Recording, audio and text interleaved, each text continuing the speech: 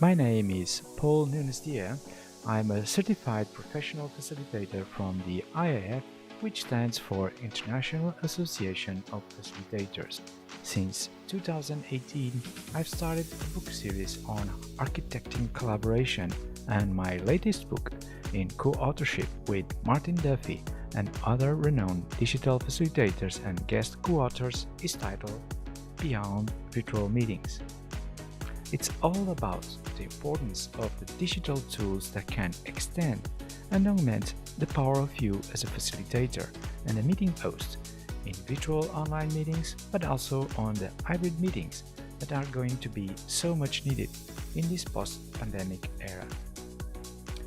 Along with my co-author Martin Duffy and esteemed PhD colleague, we host Talk to Your Meeting Daughters, a series of hosted conversations with meeting experts that can advise you about how to transition to this new normal and take advantage of this incredible once-in-a-lifetime opportunity to make the organization of your meetings more sustainable and effective.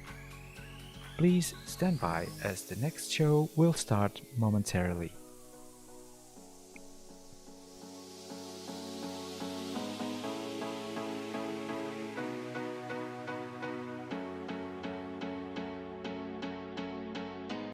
Welcome, everybody.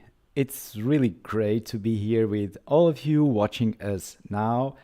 It's awesome that we are gathering here again with Eric de Groot, founder of Mind Meeting and renowned author of at least 2 books in the field of meeting design. We are going to discuss his work today. And again, it's a pleasure to have you here with me. Martin, good morning. Nice to see you again, Paul. Eric, you're very welcome to join us, and many thanks for taking the time to have another chat with us. You're welcome. I'm looking forward to this. For joining us. We had a really interesting and stimulating conversation the last day. It's not normally our practice actually to have a second part, but as I recall our previous discussion, you raised a number of really interesting points. And while we felt we had gone quite wide, which was really good on meeting design, we didn't go quite as deep. And we thought perhaps if we did a short recap on the width of our conversation the last time, today we might be able to drill into how meeting design actually works in practice. And that's obviously where you have world level expertise. So if I could just recap, one of the opening key point that you made to us was that meeting design is applicable to every possible type of meeting, but you equally qualify that by saying it's typically assigned to meetings that might be a little bit problematic in the organization. Okay. Couple of key issues then that flowed out of that for us was this idea of silos in organizations where they might work in silos. Question of ownership or buy-in to meetings. Who owns the meetings? Who has participative buy-in. Another area was knowing how we're progressing. Are we just meeting for the sake of meeting, or are we actually making progress over time with our meetings? And then a final key issue that you identified for us was this idea of sustainability. Can we keep on doing what we're doing, or are we going to implode? Are we going to pay too big a price? A really interesting point that you made, which I found particularly fascinating, was this idea of treating your meetings as process driven. And you introduced us to the idea of there is a before the meeting, so there's the whole preparation and setup and invitations and so on. And there's how we can design that phase versus the meeting itself and how we might design that. And then there's the follow-up, what happens after the meetings, the follow-through, which in some ways might logically lead into next meetings, creating this processual flow, and meeting design then can take that into account, and you might be able to help us to understand that in more detail. Another fascinating point was engaging with the principle of opening doors and opening minds. So those 2 elements to the mindset that drives meetings in particular organizations versus the literal having open doors in organizations. So that brought us into the idea of the underlying culture that the organizations might have, the natural dispositions towards their meetings. And that then begs the question that, well, if we want to go down a meeting design route, what type of things might we now have to deal with? And again, a key phrase that you used, which again I found just particularly insightful and raises a whole bunch of questions, was the prison of people's minds. That was a phrase that we used.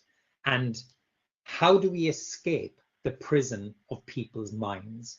And meeting design might just be, that could be the place that we might have to start with our design work. The final point that we discussed, and then we ended our conversation, but hence we wanted to follow it up, Eric, was, so typically if executive team members are open to the idea of meeting design and improving their meetings, it may require a certain level of coaching, a certain level of engagement with the minds before we get into the practice of the meetings. So there's a whole panoply of possible topics that we could talk about from a meeting design point of view. I think you can see why, when we reflected on our discussion, very broad, some wonderfully challenging thoughts, but perhaps we thought maybe you could take us through a little bit of depth of how does meeting design work? Boom. Whoa. That was a summary of a religion, Martin. So we can talk all day about it. Did we really cover this? My goodness. Now, yeah. Of course, the how is critical here, and that is a good point to elaborate on this. How do you do this? And let's skip something. Let's skip the skill and the technicalities of talking to the meeting owner. That is a pivotal discussion always. The person who calls the shots in an organization, and how do you get that person on board? Or even better, how do you sort of clarify what that person has in mind for the organization? That is a big thing that I've struggled with and learned how to do that over the years. And as soon as the strange thing is, as soon as you think, oh, I'm doing quite well, you again make a horrible mistake. So, but that is again that is crucial. We work for meeting owners, and the meeting owner doesn't work for us. That is how it is, right? So now let's presume that the meeting owners got these ideas about where the organization should go to, and then the question is, how can meetings influence this? I think that will narrow it down a little bit. Is that correct? Yeah, it's an interesting thought. We are skipping a really fundamental point, which I fully get and I fully understand that.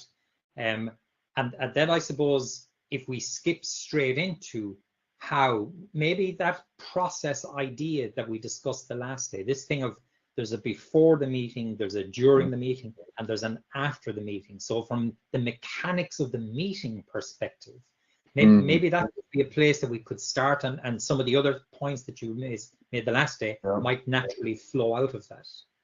Now, maybe it's a mistake to skip the whole conversation with the meeting owner. That could be the case, but let's presume that the meeting owner's got an idea of what's going on in the organization, right? And then what we discover quite often is that for some reason meeting owners tend to see a meeting as a one of a kind, as a okay, we have to deal with this content in this meeting, and let's try to focus on how we can get the content across, how we can put that content into the heads of our participants. That's quite often the starting point.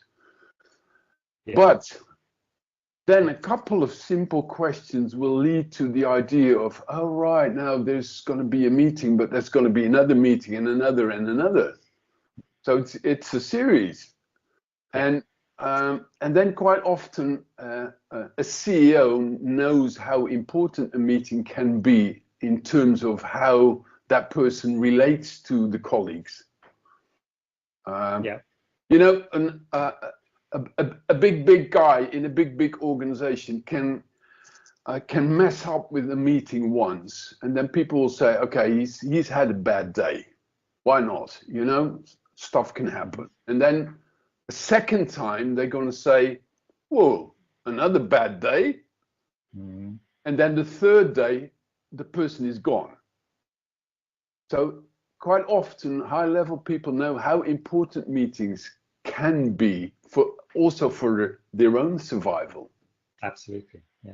And that gives you a door to having a discussion about, now what do you think the meeting needs to contribute to what is going on among your colleagues, besides what the content is that we have to tackle.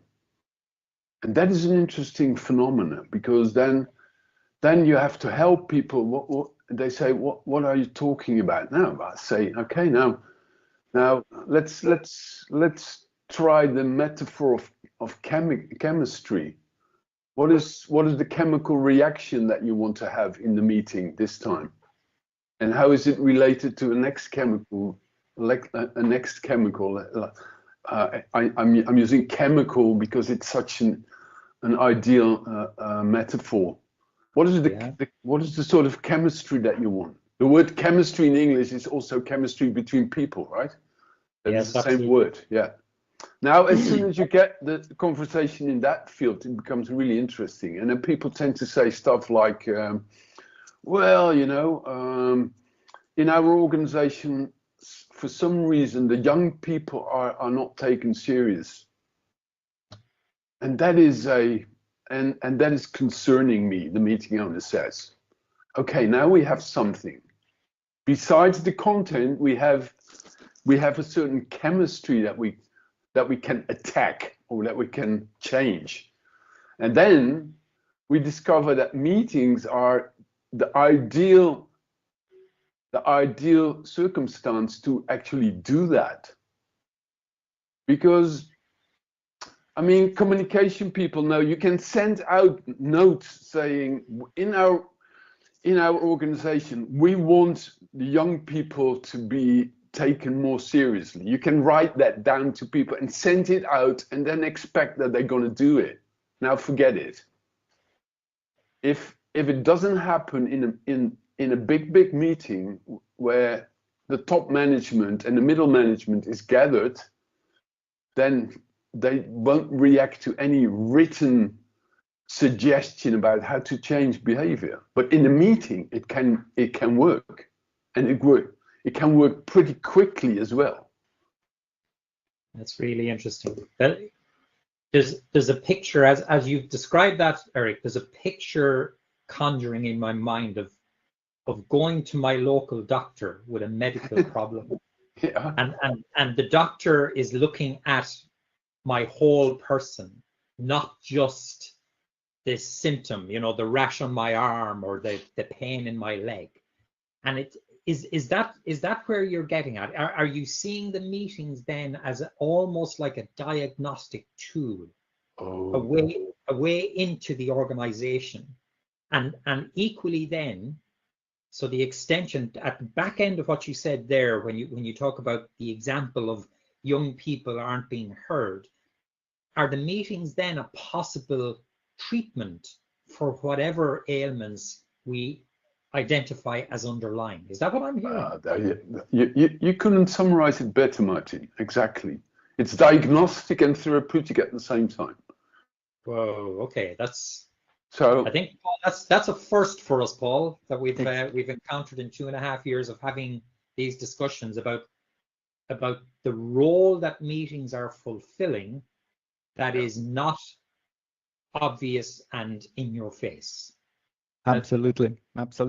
But then, Martin, my question is, if meetings are at the same time diagnostic and therapeutical, are the meeting owners willing to get cured in the first place? Because that's what I know from the patients that refuse to get treatment, right? Yeah. Oh yeah. Oh, that's a good question, and the point is sometimes yes, sometimes no. But maybe that goes back to your opening comment, Eric, and it's, I'm not saying we have to join that conversation right now, but understanding the meeting owners before we ever go into the meetings or before we ever engage the organization, understanding that point is so fundamental to being able to use meetings as diagnostic or therapeutic or both. We're back to those meeting owners at the executive team level. Is that a fair observation? Oh yeah, it is, yeah. And then, well, you can influence the willingness of meeting owners to wanting to be cured. And a trick, I call it a trick. In fact, it's not a trick, but it works pretty well, is to directly, before you have that conversation about what are we going to do in the meeting, to go to the participants first. So you say, okay, let me, and that's a proposal that I do quite often. I say, now you're going to invest a hell of a lot of money and a hell of a lot of time and attention to this. Yeah. Why not allow me to talk to just a small number of those future participants first? I give them a call or I visit them, and it's going to take 3 hours in total. I talk half an hour to each of them, and 6 people is more than enough. Yeah. And then I take notes and I make quotes. So I say to them, I'm not going to tell you any names. I'm not going to tell you, because that's not important. I'm going to tell you exactly what people in essence said and how they said it. Now then I come back to the meeting owner and say, listen, these are the quotes. Young R&D professional says, everything that I do is not taking seriously. I tend to quit here. And then you can see the face of this CEO, right? He can have the total conviction of my company thriving and we doing a really good thing in bonding with young talents. And then he hears this. Yeah. Now, as long as this person is not an idiot, he's going to react and say, oh my goodness, that's surprising. And then I give him another quote and another, and then I say, my diagnosis is these people feel blah, blah, blah. Yeah. How about using this meeting to make a change here? And then the meeting owner says, yeah, that would be good, but how? Exactly the question that we try to tackle today.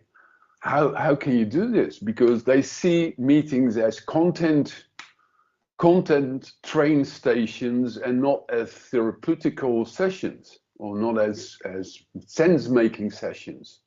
And then it becomes interesting, because that's my job. So I can say, that's my job. Let me come up with a proposal, and you don't have to know, because it's not your job, it's my job. And then we take it from there. Now, when there is total clarity, where the meeting owner says, I want my young people to be taken seriously, I mean, that is a very good start to come up with an interesting meeting design. Of course. And I've done stuff that without any doubt shook them up. Oh my goodness, our young people have useful things to say. We didn't know that. So a key lesson or a key point, Eric, that I'm taking out of what you're saying there is that meeting design, it's not off the shelf. It's not formulaic. It's not necessarily here are the 5 steps for meeting design, problem solved. It sounds like it's much more about problem identification and then tailoring meeting activity, engagement, or otherwise to deal with specific problems in parallel with the normal content that's on the meeting agenda. Exactly. So now we're seeing the meeting from 2 very different perspectives. We're seeing it as the traditional view, which you mentioned at the very start, that a typical CEO will see it as functional. There's an agenda, there's a set of items to be done, we get them done, next item. Whereas what you're talking about here is, if we have a look at the organization, if we diagnose issues, and now if we tailor the meetings to deal with those issues. So that if I've got that correct, that then brings us to say, okay, and you said it yourself there, we're now at the nub of the, so how are we going to design meetings to solve problems? Yeah. You might step us through your thoughts on that. Yeah. Now your summary is perfect. That is exactly what it is about. We shouldn't lose the content out of sight, of course, but at the same time we design a process to get things right. And it is not off the shelf, but we have tools, of course. Yeah. And let's cover a couple of tools here. First of all, and there's not an order in the tools, but let's mention a few. First of all, there is group work. You can think of group work. Okay, now if you want people to relate differently to each other, and you want them to use the content, you're going to design a certain way of group work, which means, okay, we're going to have, let's take this, we want the young people to speak out example, right? Let's take that to make it very concrete. Sure.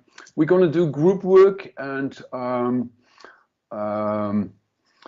we give them a slice of the content, and we want them to summarize what they think the organization needs to do, and that needs to be written down in a tweet, right? We give them half an hour, or let's say 45 minutes, and we put them in smaller groups, because in bigger groups, the natural tendency of what the organization normally does becomes bigger. In smaller groups, you have more leeway to influence stuff. Now, having this young people need to speak out thing in mind, we know that somewhere in the group work, this needs to become very concrete. Okay, now what we do, we split up these 200 people in groups of 5-6 people, and then every 10 minutes we ring a bell, and that gives the opportunity for each young people in every group to speak out for a minute, and everybody else needs to just shut up and listen. Yeah, and listen to that young people, and that person is allowed to say anything, and that's the deal. Now, group work tends to be very effective, and the tool that we have is, if you have a good facilitator / moderator, you can let people do about anything that comes up in your mind. Yeah. So this sheds another light to the tools that we need in meeting design. We need to have good facilitators and moderators, because any design is lost if there's no one there that can execute the design correctly. Yeah.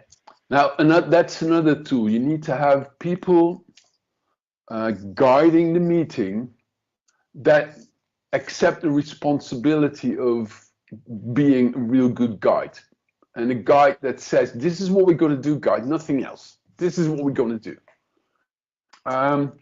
Now, that is one thing. That brings me to another tool. You have to have the CEO or the top management aligned with this.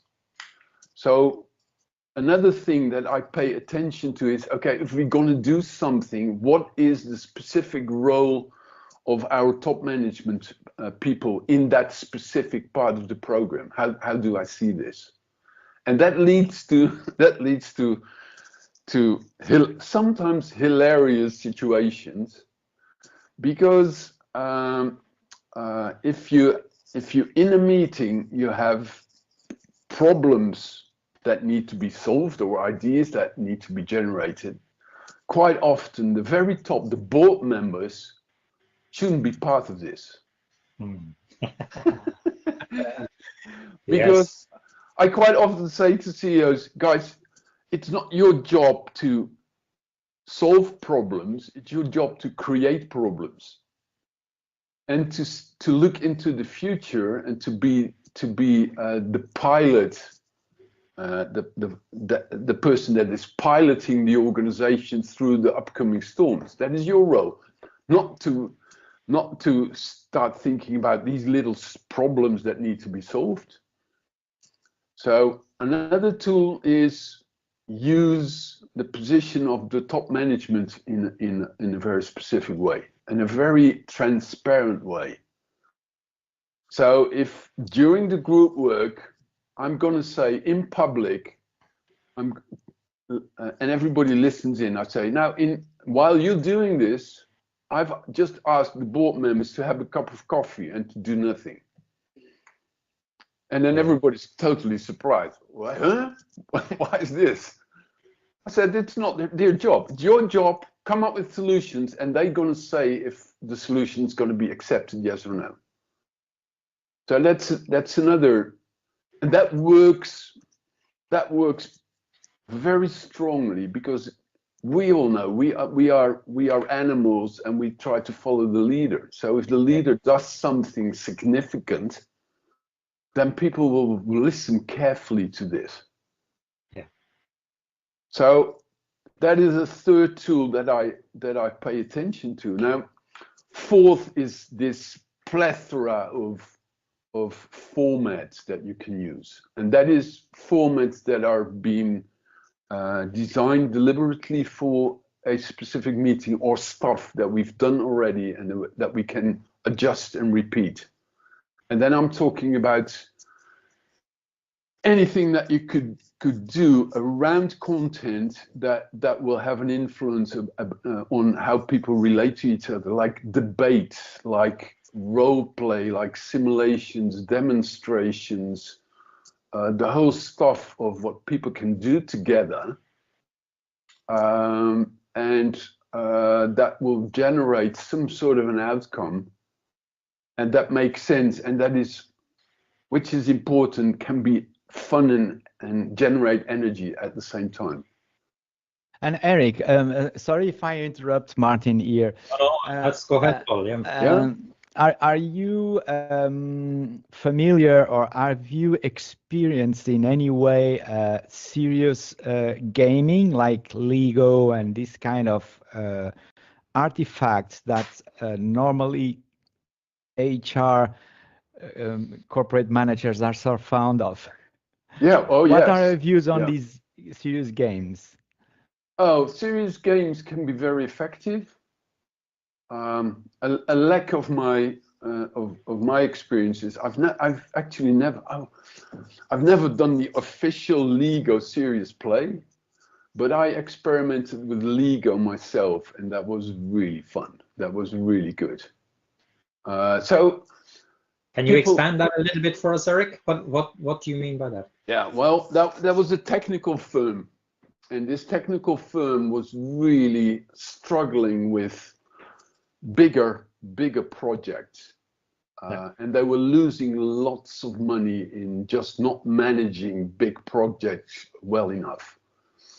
And then the meeting owner complained. He said that they just don't talk to each other, and they accept big projects, and then they turn into bleeders. And we don't know how it works. We don't have this specific experience in how we have to deal with each other in such a project. okay, now I worked on this, and I bought 3 of these advanced Lego models of Formula One cars. And these guys were technical engineers. Oh, okay. A technical firm, so they turned into little boys when seeing one of these models. They really liked it, right? So we ourselves, the group wasn't too big. It was really the top management, about I don't know, about 20 to 30 people, I think, and we divided them in 3 teams, and me and my colleague, we played the guys that ordered these cars, right? And we asked them, organize yourself. We need to have an account manager who's going to talk to us. We need to have a project manager, and you need to have technicians that put this model together. And you guys, you have to cooperate. Now, they did pretty good. Up till the moment that me and my colleague, we started to make adjustments. We said, well, we want a bit of a how about turning the model into a yellow one? And then they totally freaked out. They really panicked. And then their whole organization collapsed in all 3 groups. And that was really interesting to observe. Because we asked the meeting owner, you're not going to cooperate, you're going to sit and see what's going on here. And then we give our feedback in the end. We can even stop the serious game at a certain point and say, okay, guys, this is what you do. Now adjust your behavior here. Yeah. And one of the big mistakes they made was when, as the guy who was ordering the Formula One cars was changing his mind, they saw it as a problem. And we said to them, okay, stop. Now there are more adjustments coming. Why don't you see this as a source of extra income? Yeah. And say, okay, now you've been commissioning a Formula car. One car now needs to be yellow. That is going to cost you a bit of money, and we need some more time. But let's discuss it. Now, instead of doing that, generating more income and more work, they panicked because the initial assignment was screwed up. That's really interesting. And like the things that you're touching on with that example, Eric, are the fundamentals of project management, aren't they? Right. And you know, the essence of scope definition, the essence of managing scope creep, the essence of creating boundaries for when are we within the parameters of the contract versus when are we outside. And all of this is being done in the context of designing our meetings in order to be better able to manage these types of variations that arrive, whatever the project, whatever our activity. I mean, right. Fascinating stuff, Paul. I'm just mindful of our time. Yeah. We're about 35 minutes in. Eric, I have a feeling we could do episode 10, 11, 12, and 13 on this topic. that wouldn't be enough. That would be enough, Matt. Yeah, it's from like you've given us some very rich examples there, and you've made it tangible with some of the practicalities of granular things that might be done. Before we wrap up, could I take us back to the very beginning of our conversation? And before we get into the meeting design, getting into the heads of the organization leaders, could you just talk to us a little bit about that just before we wrap it all up? Because it's so rich, but I kind of feel that we missed a fundamental building block to. Yeah. Well, I have a building block here. This is the book. Yep. It contains 40 chapters, and each chapter covers something that any meeting has in it, a certain aspect. How do you start? Is there anything that you can do with catering, with transportation, that will add to the value of the meeting instead of just putting food into people's stomachs, etc.? It goes on and on and on. So your estimate of that we need 13 more episodes is correct. Now, if we missed something, yeah, maybe, which is again pretty abstract, but that says something about that very specifics of what a meeting is compared to other ways of communication, and it all comes down to the very aspect of face-to-face meetings, that people are in the same room and they pick up. They were able to use all their senses instead of the online thing that you just see a fraction of what another person is.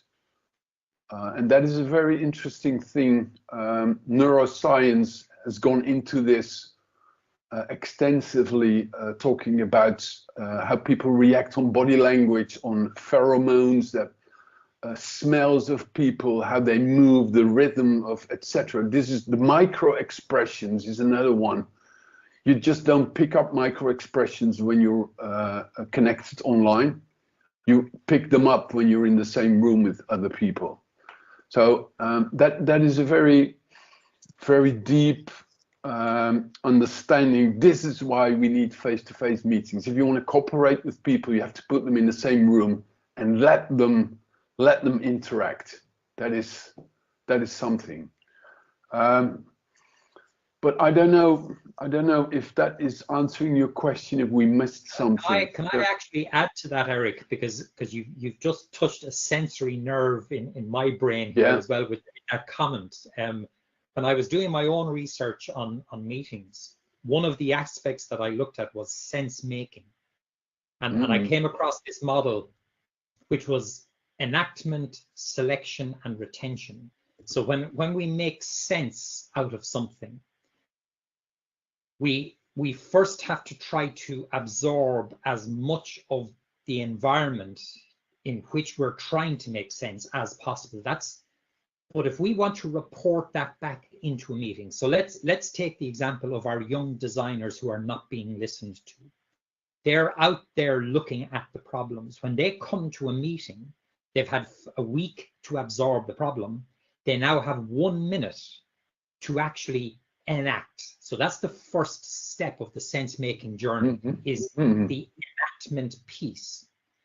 The second part then is to make sense out of that. So we engage with it, but we can only partially represent the totality of what we bring into the meeting.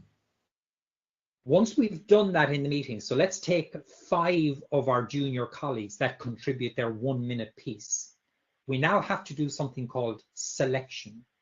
We collectively have to select, we can only select 2 out of the 5. So now we're distilling 5 weeks of experience into 2 sound bites. And then if we multiply that across 10 items on the agenda, that's 20 items that we have selected, but our ability to retain, and that's the third part of the sense-making model, is this idea of retention that we carry forward to our next engagement interaction. So that enactment, selection, and retention, but we can't retain all 20. We can only retain 5. So we've gone from this world out there to this micro dot on our meetings summary or our meetings minutes. And the picture that you've made there of this sensory expression. Now, I've only talked about the clinical content, but if I take your point correctly, there's the whole engagement of the people. It's the organization, it's the culture, and the content. It's almost, by the way, it's almost a side story, because what I think I'm hearing from you is at the core of all of this, it's about the people engagement and interaction. And the meetings are a place where that gets expressed. Yeah. Which then defines how are we going to work? Are we going to panic when the color changed? Or are we actually going to say, no, actually, we got this. Okay, they're going to change the color. How do we? And now that's all process driven. That's about how we as an organization act, engage, interact. And I think what you're saying is we do it through our meetings. Yeah, yeah.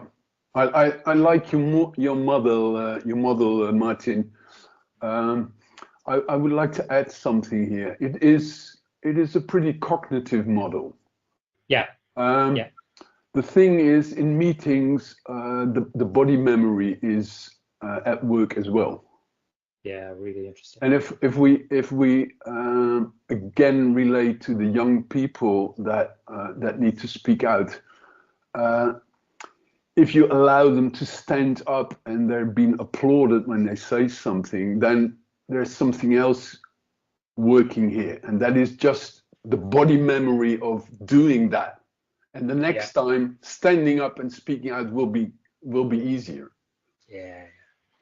And it is amazing how quick this can work as well, and that is maybe something that we have to stress out. A meeting is not adding together all the individual processes of the participants. There's an extra layer here. There's a layer because there are multiple people that relate to each other. There's a group process going on. And as soon as one of the young people stands up and speaks out, all the other young people will have a feeling about this. Yeah. And somehow they inhale that body memory as well. And for them, standing up and speaking out the next time is going to be more easy as well. So that is why it still fascinates me, because there's some sort of a magical layer in meetings, stuff that is happening only because there are multiple people in the same room. And change one of those people, and that dynamic changes. Yes, that is why it's. We talk about chemistry and about catalysts. Just one little molecule can change the whole thing. And here we go.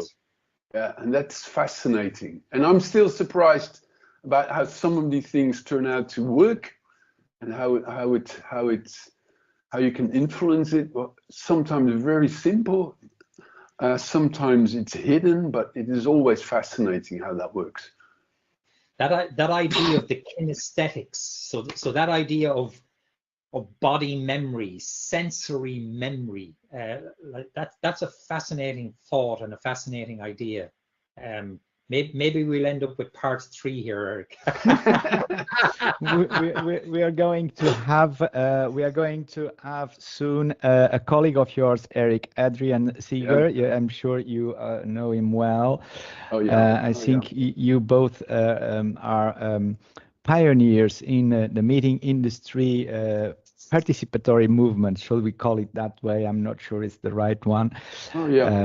Including of course also Harrison Owen, the creator of open space technology, also a methodology for having people to converse with each other, with all this bodily experience that also make part of a physical meeting.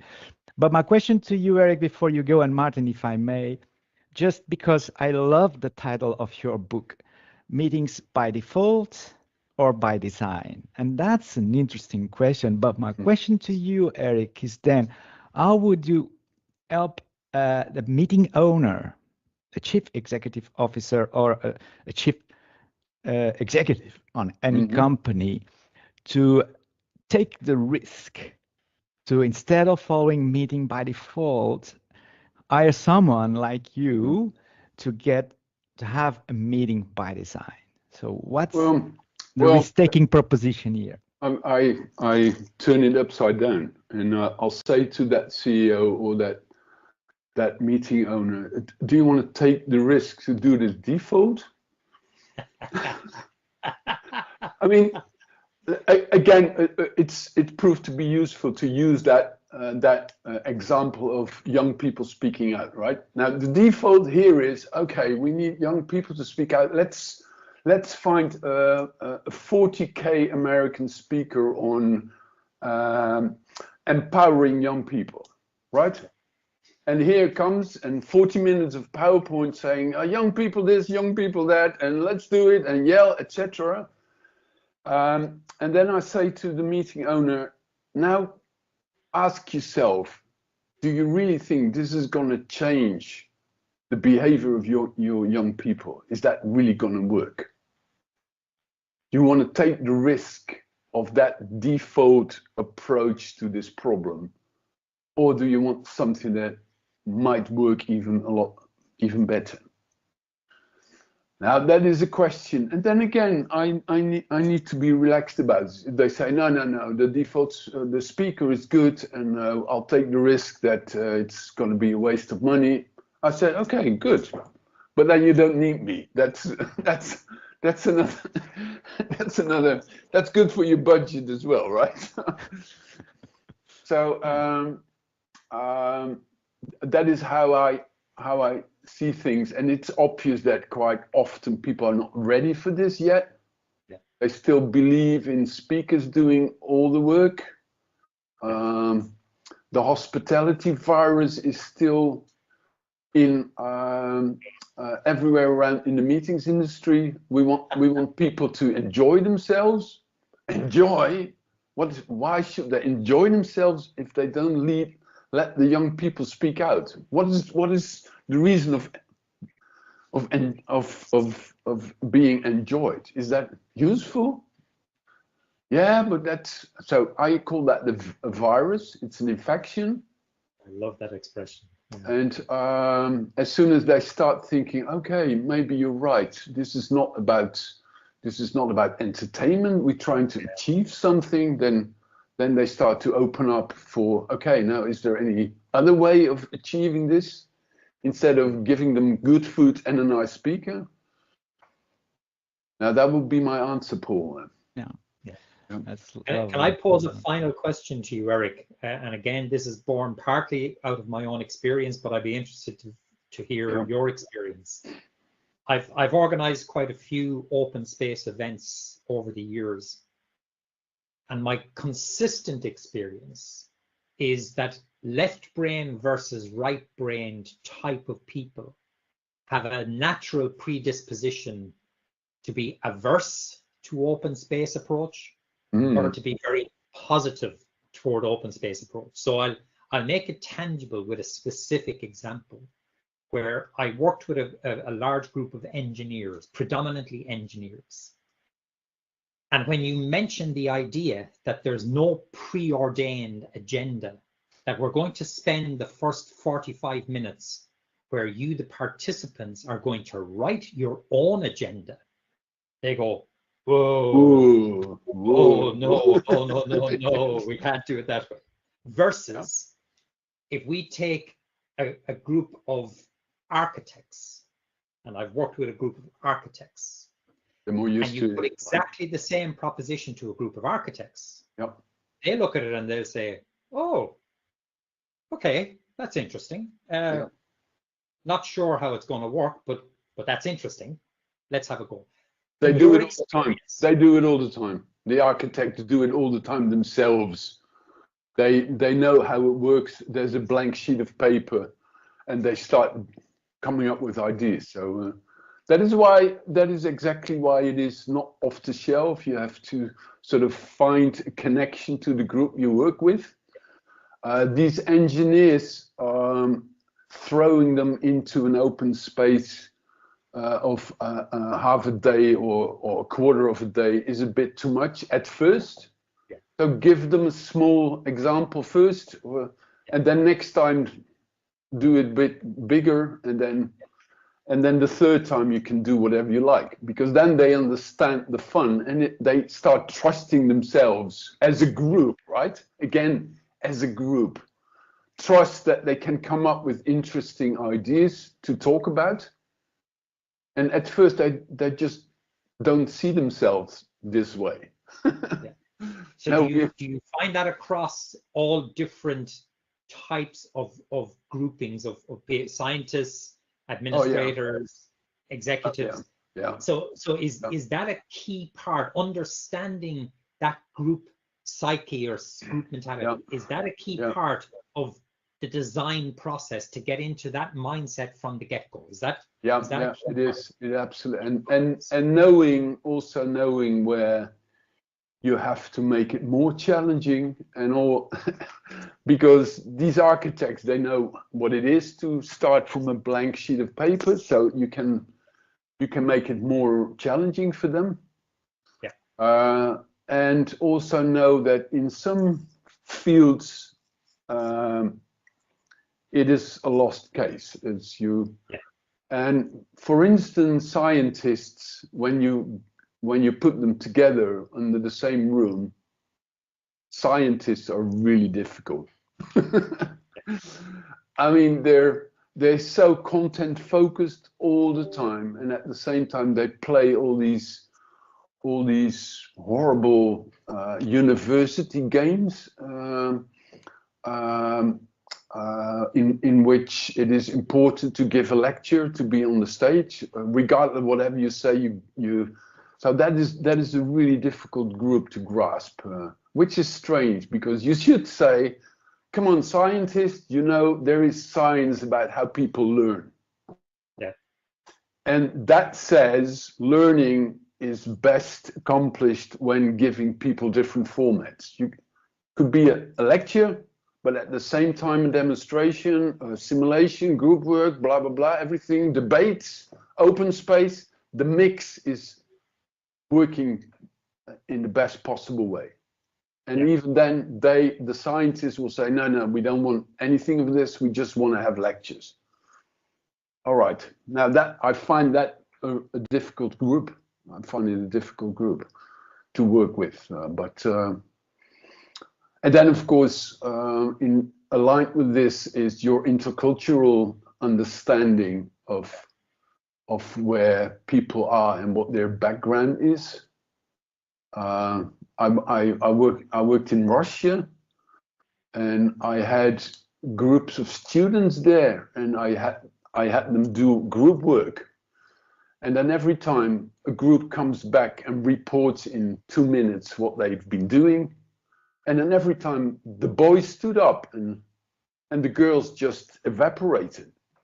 So after about 20 minutes into this reporting, I said, okay, stop. Now, guys, if you want Russia to become a meeting heaven, and you want to really progress, then you're gonna need the girls, the females here. Now, sorry, but I'm gonna interfere here, and I'm not gonna accept any presentation of boys anymore, of males. And they were totally flabbergasted, right? That was really fun. For me, that was fun. And that's then interesting. Afterwards, they came to me, and these young students said, "My God, that was a couple of years ago, obviously before anything that is currently in our minds when we think of Russia. That was in the middle of Sverdlovsk, in the middle of Russia, and the students came to me and said, "My goodness, this was great fun." And we never addressed by an adult in this way. We never do that. We never encounter this. So that is an example of trying to zoom in on the specific situation people are in, and taking culture into account as well. Yeah. Fascinating. Fascinating. Martin, I think we have to go now. We do, Paul. Time has caught up with us. Eric, really fascinating discussion. I think I've summarized at 2 or 3 points along our journey in our discussion there. Yep. My final takeaway from what you've said to us there actually goes back to the very beginning of our conversation, which is that entry point into the organization, the mindset of the people who own the meetings. That's the first entry point. The next entry point then is in the meetings, perhaps to think a little bit disruptively, to perhaps think a little bit about how do we safely disrupt people's comfort zone so that we get more out of them than they think they have to give. And through that, in a safe space, we can create an environment where their meetings are much, much more than the sum of the individual parts of the agenda or even the individual parts of the participants, that there's a much more holistic prize to be won if we take the entry point first, diagnose it, engage with it, work tailored to meet its needs, and then work within the organization tailored. There's no off the shelf, but there is a toolbox. I think that's the way that you put it. And certainly there's a very, very rich seam of thinking, and I think your book will contribute very significantly to people's understanding of that. Oh yeah. Many thanks, Eric. Okay, you're welcome. It was fun again. Yeah, it's great to have you here, Eric, with us today. And again, dear viewers, thanking so much for joining us today. It's part 2 of this conversation. We are Talk to Your Meeting Doctors. This is a LinkedIn live series hosted by Martin Duffy and myself. We have the privilege to have here today Eric de Groot from Mind Meeting, and we host these top meeting experts in our shows, bringing together a wealth of expertise and experience. I hope you have all benefited from Eric today. Thank you so much. Good. Have a good day. Good one. Bye-bye. Bye-bye.